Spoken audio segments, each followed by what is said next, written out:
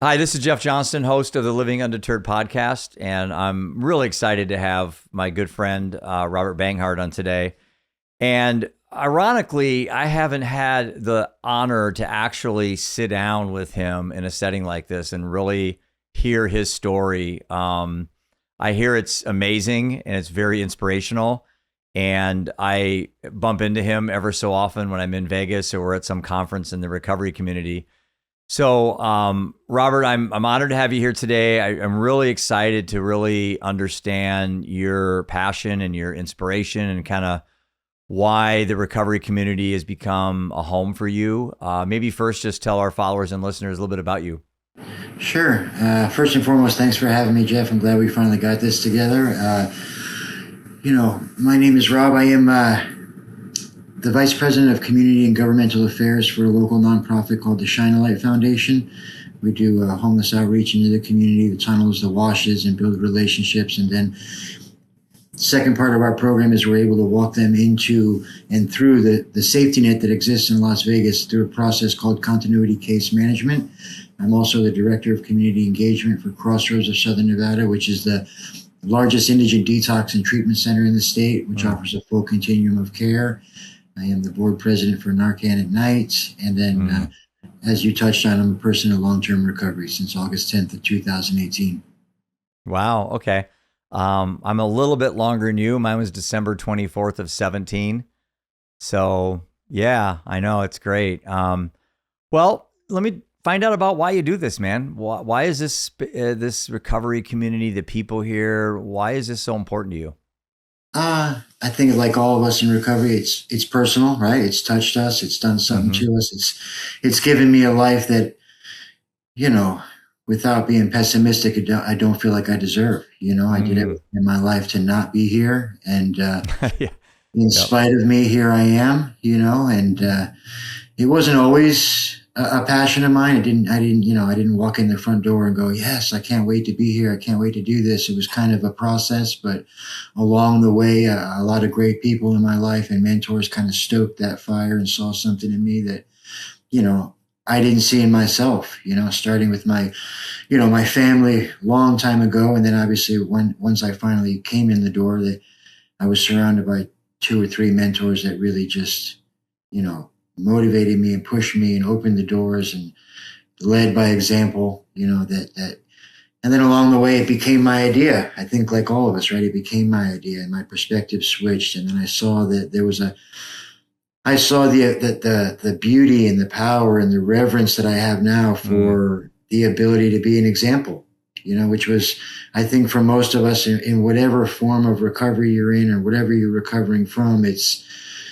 to be in a space where you understand that you have a story to tell, you have, an example that you can set, an ability to help people. I spent most of my life not believing that I was worth anything. I hated myself. I hated everything about me. You know what I mean? And it really was just, I didn't understand what it was that I was suffering from. I understood bits and pieces of it, but I didn't understand the totality of it. Once I, again, came in and finally sat down and did some work on myself and started to understand I'm not a bad person. I'm not. I've done some bad things 100%, but I'm just somebody that's sick and it needed to start to address those things. And once I became willing to do that, boom, So when did all this start? Like I can go back and look at my alcohol relationship started at about 17. My gambling addiction started in my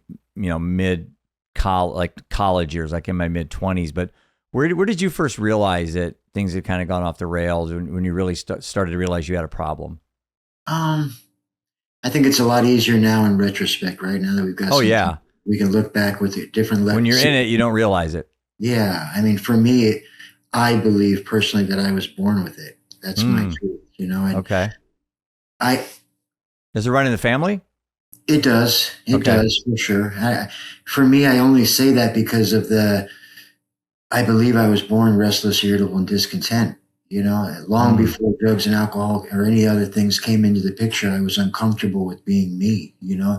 I don't remember a time in my life where I felt okay or balanced, or, I was always seeking. So for me, my first drug of choice was behavior. I got relief from Yeah. reactions and arguments and Yeah. chaos, right? It was very familiar to me. But I've never had anyone say that before. That's very retrospective there to be able to say my first like addiction was behavior, because all these things are co-occurring, right? I mean, you can't really have one without the other. Most people that struggle with alcohol have anger problems or they have other issues that manifest. And so we blame things like alcohol or drugs, but the reality is there's so many moving parts in the life of someone who's struggling with addiction. It's interesting you said that. I've actually never heard anyone say that before. Yeah, it took me a long time to get there to really understand it, right? When I looked back over my life and I remember I was like 6 months sober, living in a sober living. And I went in the bathroom one day, looked in the mirror, and it hit me. And it was literally the first time in my entire life at age 43 that I looked in the mirror and I was okay with what I saw. Just okay.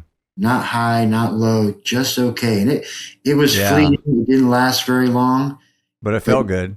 It hit me like, Yeah. wow, like it was new. It was very new to me. I'd never Yeah. experienced that before. And, again, another reminder of what it is that I suffer from. You know what I mean? I don't say that I suffer anymore, but what it is that I live with, But why is it we have such a hard time giving ourselves a break? Like, I looked in the mirror when I was struggling, and all I saw was something I hated. I saw the dad that let his son down, the husband that let his wife down, and let my business partners down. It's like all I did was be critical of myself all the way through. And now at 60 years old, now I look in the mirror and I say, man, this guy's been through a lot. Give him a break. Give him the benefit of the doubt. He's made some really bad choices. I'm not going to hide by that. I've made some really good choices. I met the love of my life and got married and had 3 boys. And but I think grace and mercy are a big part of the recovery journey. Just, you have to just give yourself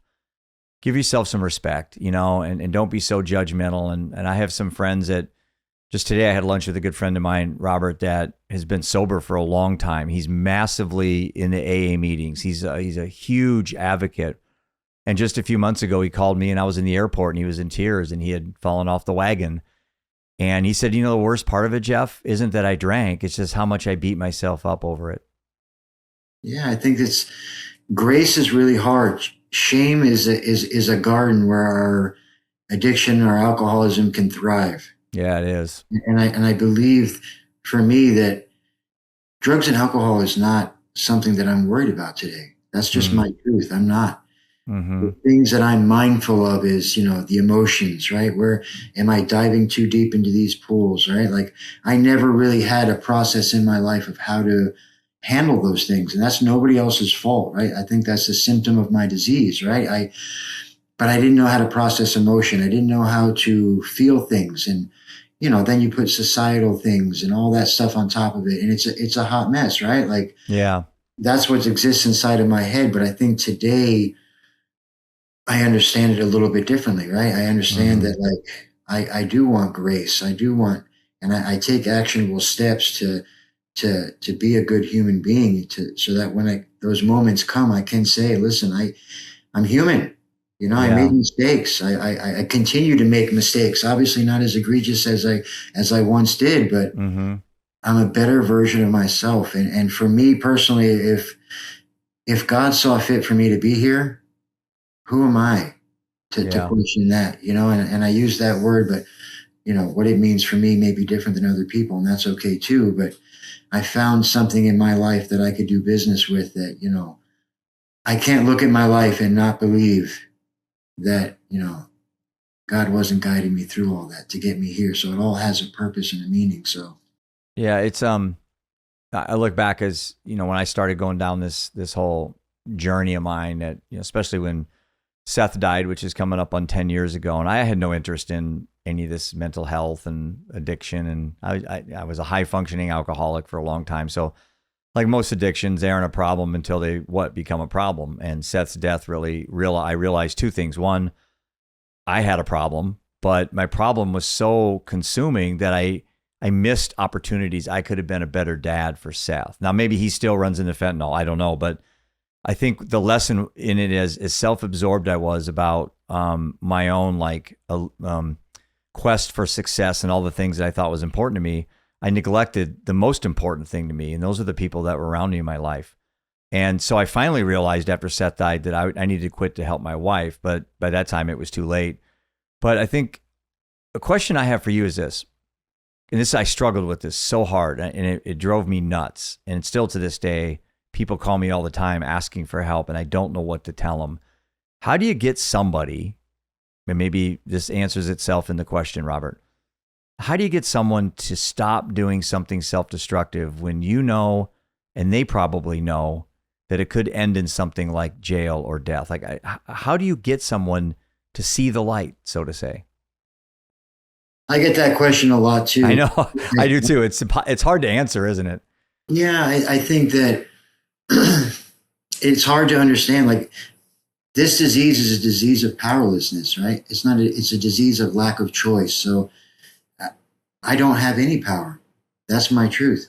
I have no power to make anybody do anything, specifically in their addiction or their alcoholism.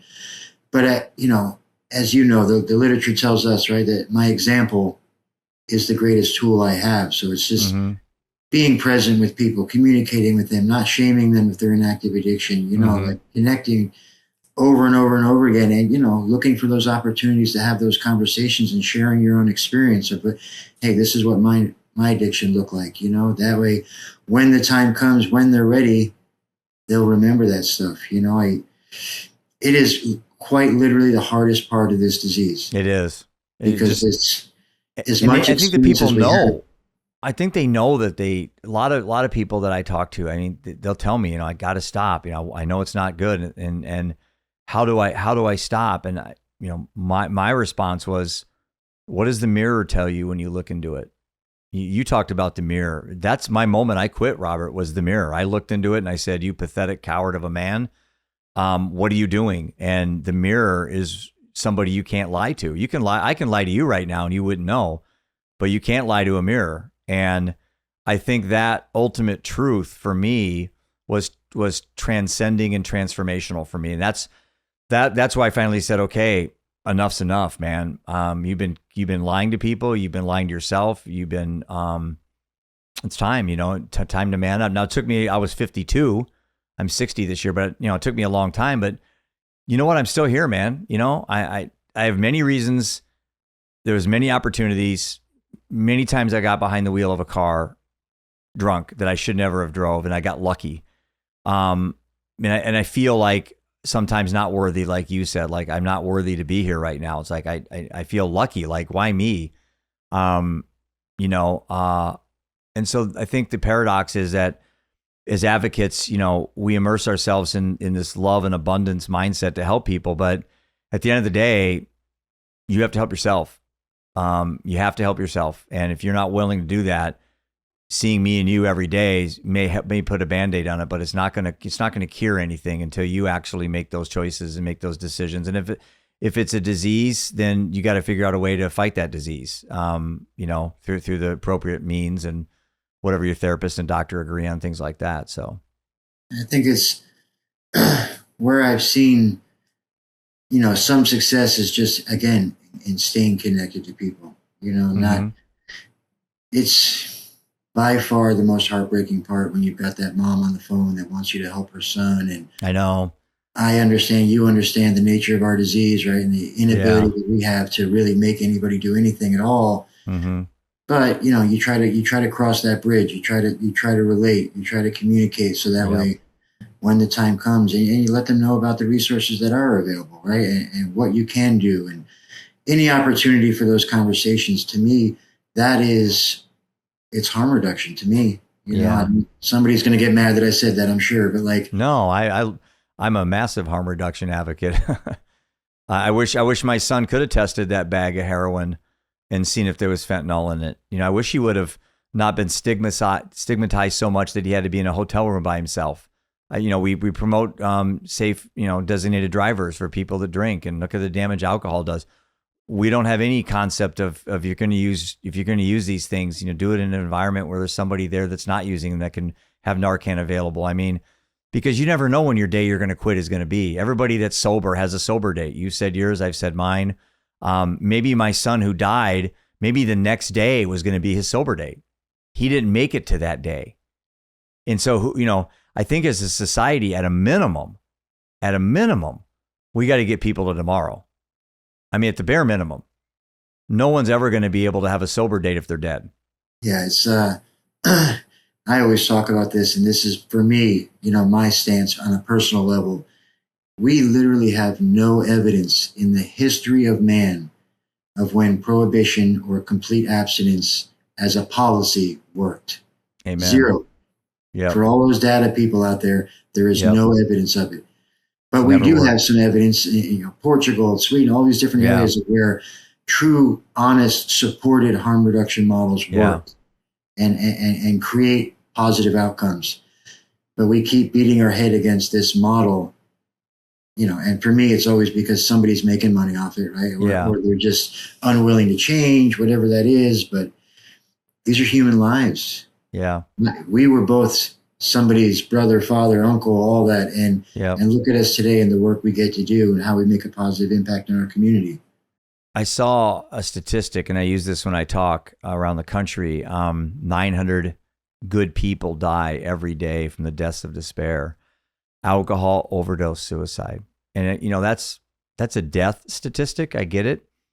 But you don't have to have death in a family to have devastation and destruction. Matter of fact, more families don't have somebody die like I did. And I don't know a lot about your family, but I'm sure somewhere along the line you've probably lost somebody, maybe not.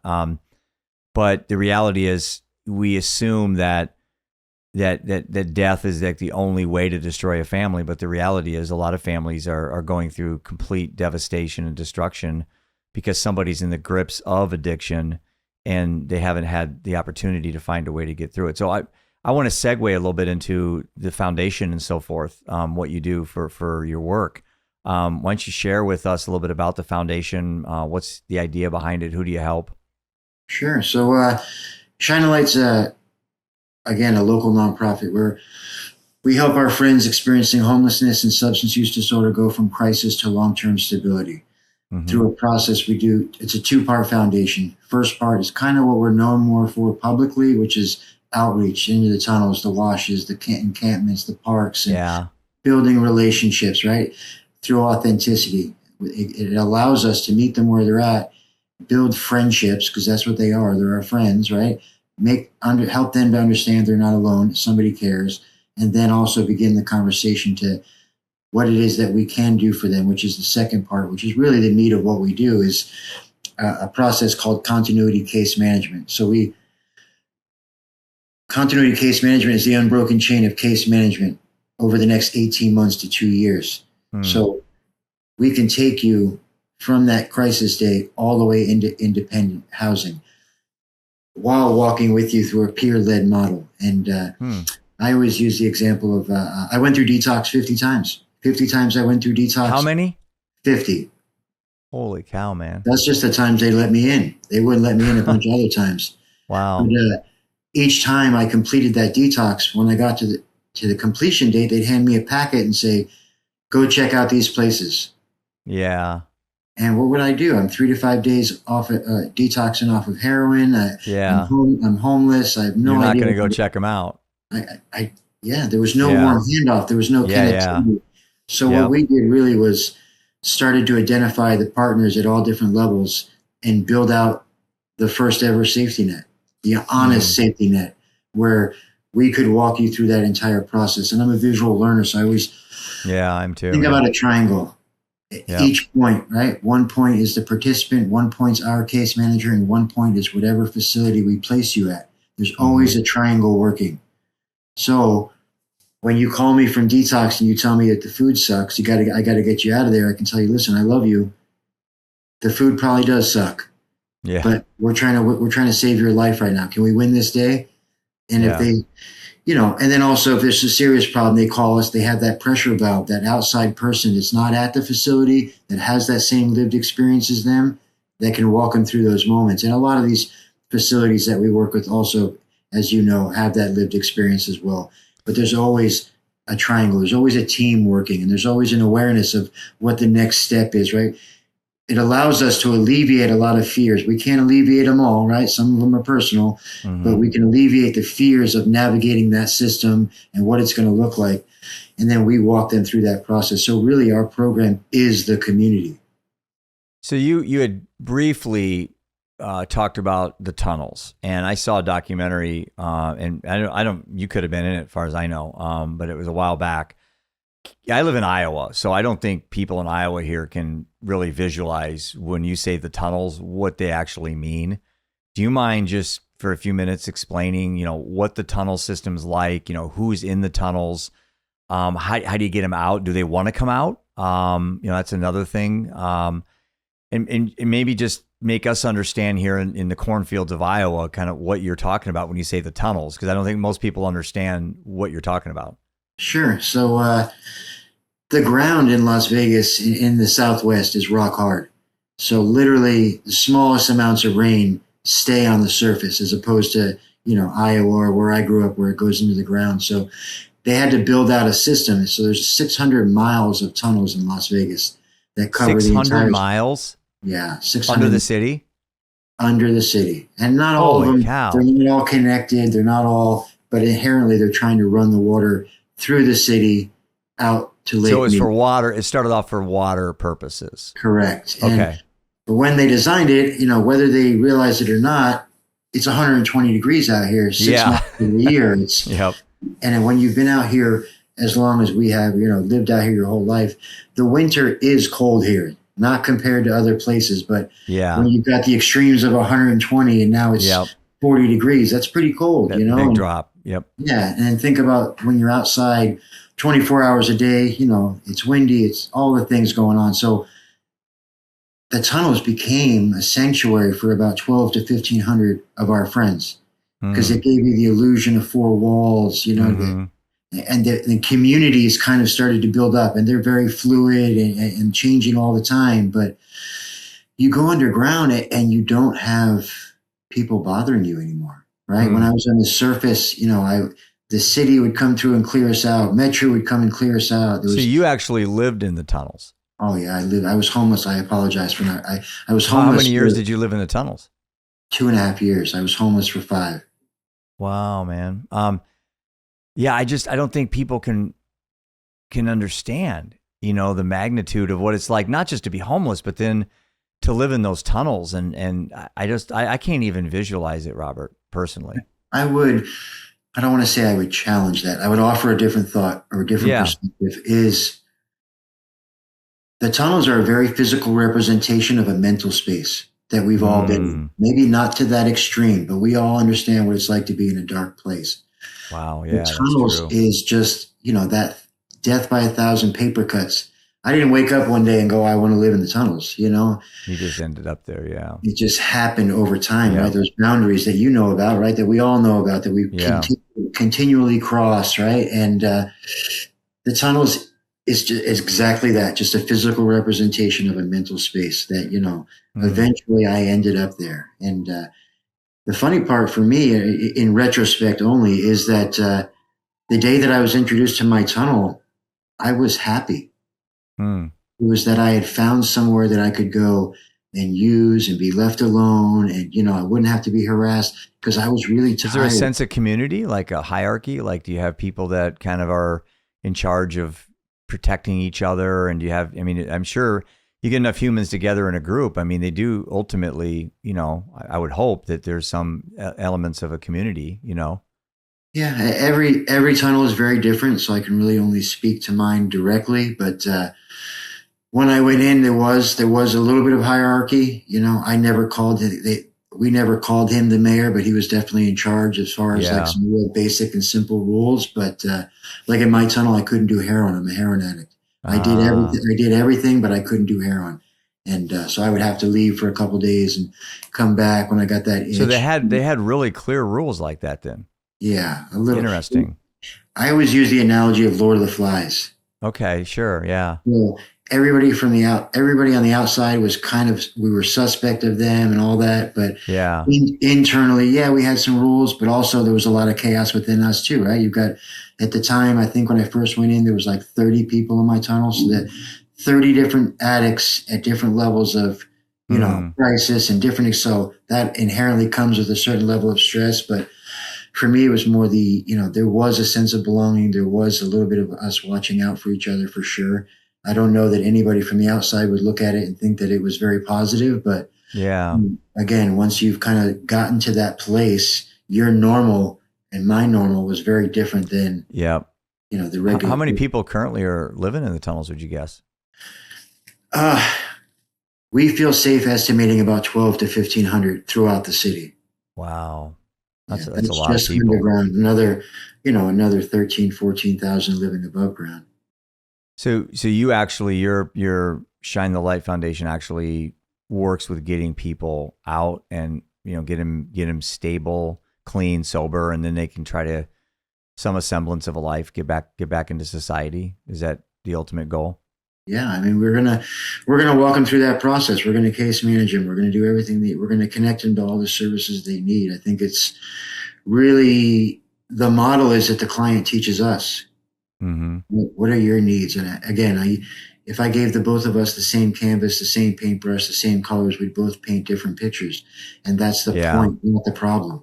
That. You and I both have a mutual friend, Ryan Hampton, and Ryan's he's been a lifesaver to me on so many fronts. I'm sure to you too. I mean, he's just one of the good guys. And that's where I last saw you at his place when he won his election a while back. But, I've learned a lot about pathways from Ryan. Like I remember when I first met him when I was doing my tour around the country and he came in to speak at a panel I was doing. And I remember him saying, like, everyone's pathway is unique. Because, I was thinking that you drank alcohol, you wanted to quit, you went to AA. It's like, that's the way you got to do it, And then I meet somebody that never went to AA. And I'm like, well, how'd you quit drinking? I was very naive. I didn't understand that there was multiple ways to, to get, even abstinence isn't always the best pathway for some people. And I hate to say that, but there are people I know that had a bad drinking problem that now drink once a week.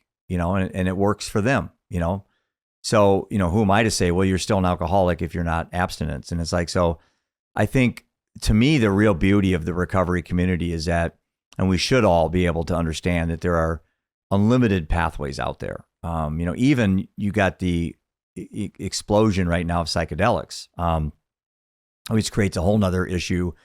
If you're taking a psychedelic and it's helping you, maybe not drink, let's say it's Ibogaine or something, which has been known to be for addiction, especially with veterans, who's to say that that's not the right way to do it? You're taking one drug to get off another, but then again, it's like, it's everybody's situation's completely different. And if you're a veteran and you're struggling with something and you got introduced to Ibogaine and you ended up getting off that thing you were struggling with, who's to say that that's not your pathway, I try to think about it like this.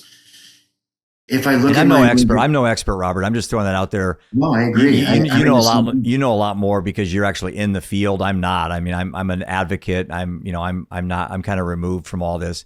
You're in the trenches. You're holding hands with people. You're keeping them alive. And so I really respect your thoughts on this. A lot more than my opinion on it because I don't have that. I'm not in the field like you are on a regular basis. My opinions are very in line with yours.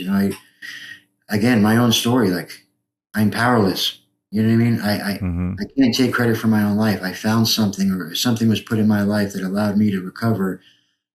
Who am I to say what anybody else's pathway should be? The last couple of years, the universe has put a lot of great people in my life that Me too. all recover very differently. Me too. And it works for them. Who am I to say what should or shouldn't? You know what I mean?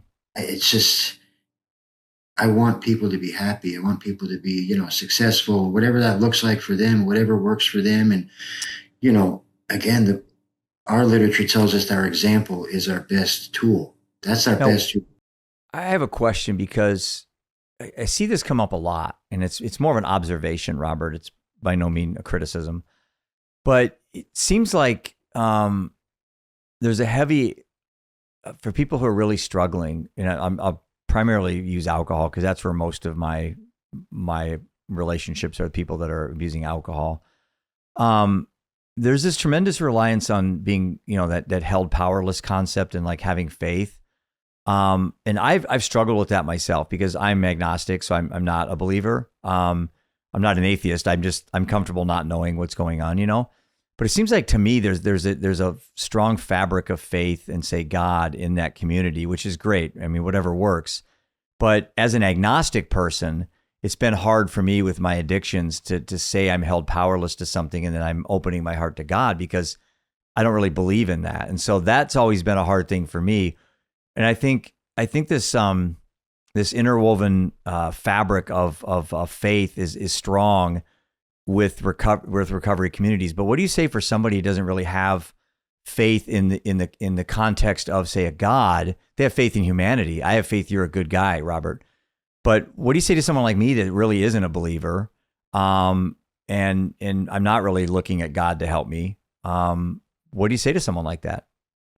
I mean, first and foremost, it's okay to have your own experience. None of us have it figured out within the community, right? Like nobody has this one-off answer for everybody. I think I use the word God a lot. I know what it is for me, but me believing in something that's bigger.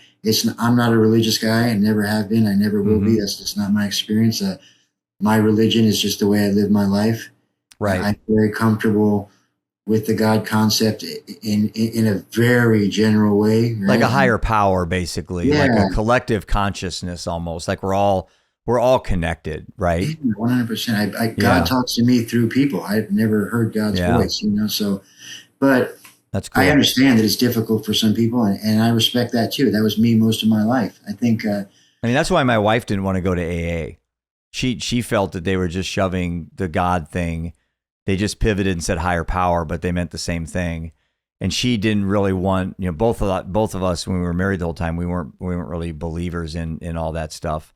I believe there's something out there I don't know, but that's what agnosticism is. It's just you're willing to say I don't know.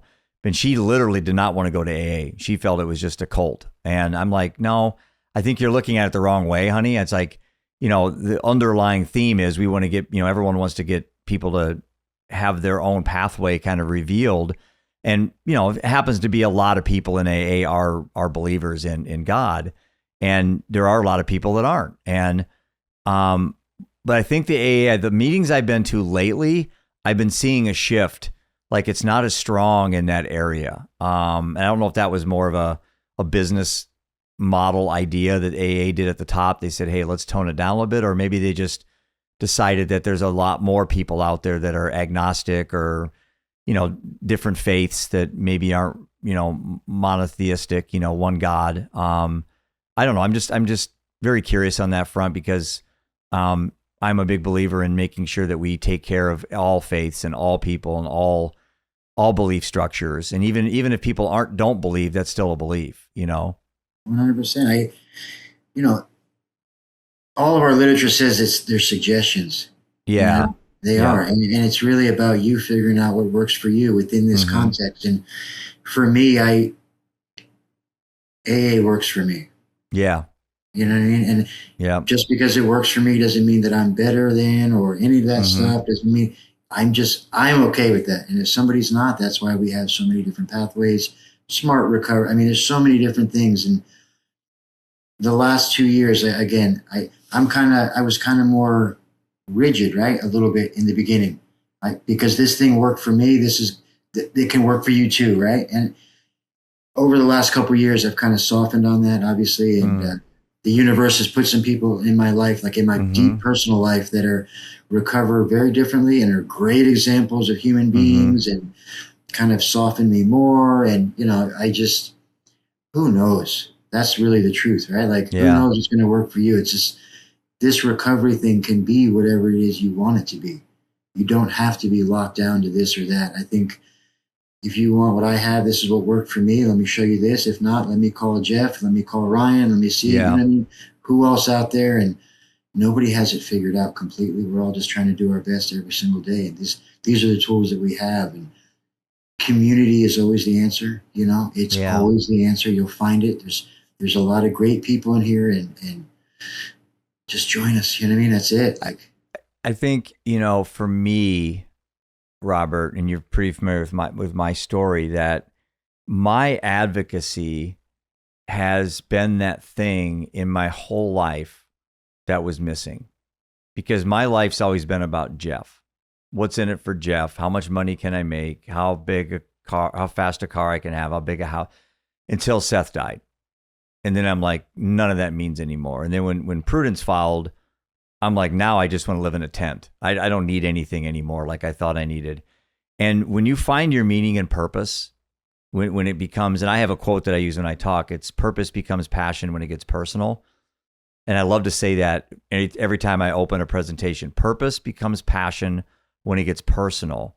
And I think for a lot of people out there, especially today, we're just floating through life with no meaning and purpose. And I found out myself, and maybe you'll agree with this statement, that when you're in service of others, there's no drug on the planet that can make you feel better in regards to giving you meaning and purpose than to simply be in service of other people, or even a dog, or tending to a garden. Being in service of the universe is the one drug, I think, that brings everyone together and can really help humanity. I just think that's not talked about a lot today, because we are in a 60-second, attention spans. Everything's a hack.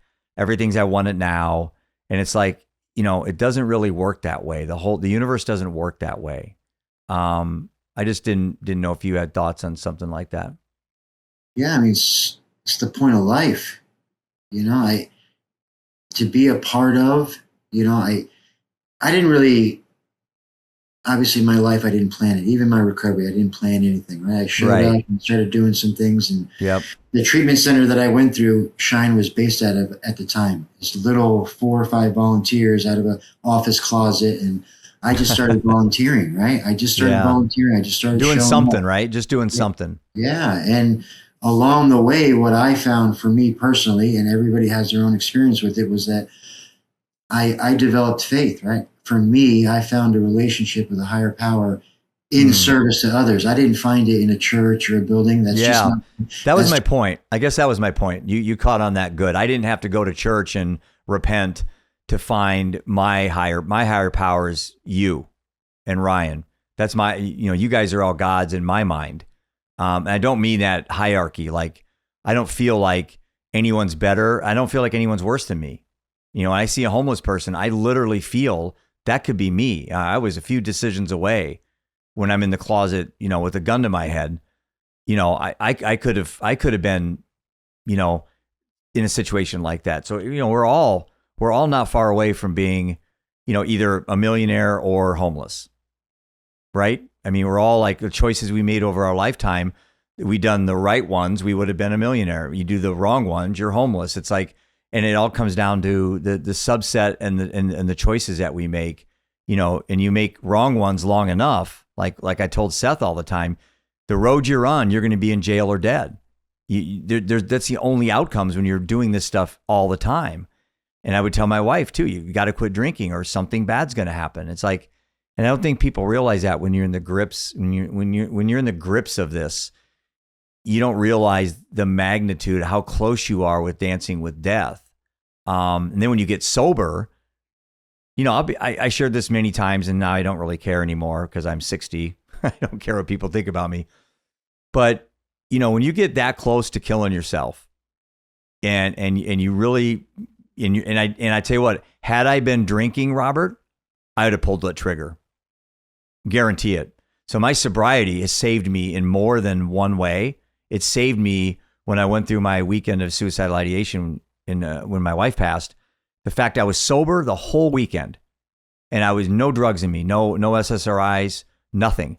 And I allowed myself to sit in that closet and work through my shit. I allowed myself to suffer, to feel pain, but also all that was feeling the love, that love I had towards my son and my wife. That's what I was feeling. And I just, it took me 3 days, man. It's like a marathon, and I came out of that closet literally with a gun in my hand. and I've never been stronger. I've never been stronger, you know? I heard something recently, and it's all over, the socials. It's grief is the cost of love. 100%. And I never really looked at it that way. I thought it was the penalty. I thought it was what's left over when love leaves. And I'm like, no, you're right. Love doesn't just disappear, does it? It goes somewhere. My love went into advocacy, as did yours. And it's taken 10 years of a lot of work. I mean, it takes, I'm sure you too, it takes a lot for you and me to make it to this podcast today. And tomorrow I fully expect to have bouts of, whatever I'm going to go through. But you used the word reverence, and I don't hear that a lot, but I love that word, reverence. I have in my closet when I sat for those 3 days, there's about a spot where I sat.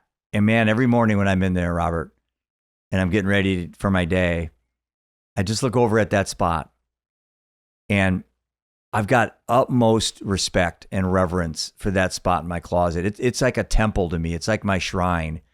It's sacred ground for me. I don't fear it because I came out of that a better person, a better man, a better dad, a better son, better friend. And I don't recommend anyone to have to go through that. But man, when you do go through it, lean into it to learn from it is another phrase I heard someone say one time.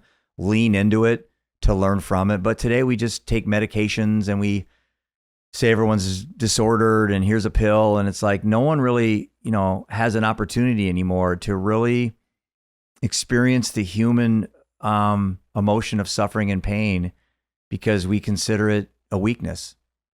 I love that you said sacred ground because I use that term a lot when it comes to outreach. It's because I didn't find, my relationships, in buildings or, books. I really found it in doing outreach and being out there.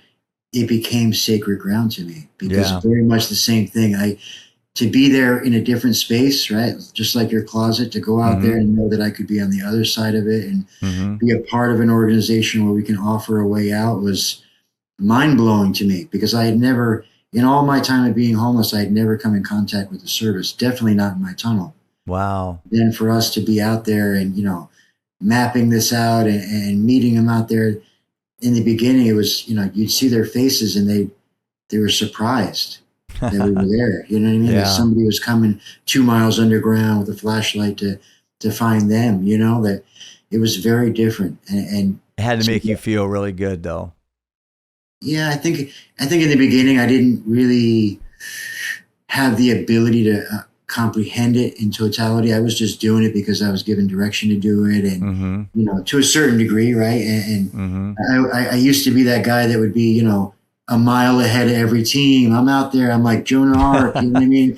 Yeah. And then I kind of settled in and realized that it was much deeper than what I thought it was, and there's quite possibly 95% of the people in my life today I met while doing outreach of some form within the community or service. You know what I mean? And so many amazing human beings. We could do a whole nother podcast about that. But well, that's what this whole show is about. You're an amazing human being, and I've been wanting to get you on the show, and I keep bumping into you, and we never really had a chance to talk. And I'm just absolutely honored to have you on the show, and I can see you and I supporting each other. We've got a lot of really common rock stars out there in this community. And, we need more of us. We need more people to step up and help because we're all one phone call away. Everybody's a call away from, hey, did you hear, somebody overdosed? Hey, did you hear somebody took their own life? Hey, here's somebody crashed their car drunk. And you're like, what? I maybe thought, but I didn't really know. It's like, well, now you do, but it's too late. It's like, we don't want to get that call. We want to prevent those calls. So we're running up against the clock, brother. Really enjoyed this conversation. Why don't you just tell us how people can contact you? How can they donate money or time or resources to your nonprofit? And then on social media as well, how can people reach out to you there? Sure. So Shine a Light's just shinealightlv.com. our website. We have everything there, all the links and everything you can learn about us, and all the social medias, Instagram, Facebook, TikTok. We're on there too, Shine a Light LV. And then also Narcan at Night. We got a Facebook. We're coming up September 12th. We're doing that. And hopefully you'll be in Vegas. We're trying to sell you on that. And then I'll make it out there if I can. I guarantee you that. Yeah, please. It's the largest overdose awareness event in the state. So we're looking forward to growing that, and it's obviously in partnership with a lot of great organizations. And then I have my own website, robertbanghart.org. Well, listen, Robert, you're a rock star, man. I love you like a brother, and thanks for your time. I really, really, really appreciated this, man. Yeah, thank you. I love you too, brother. All right, man. Take care.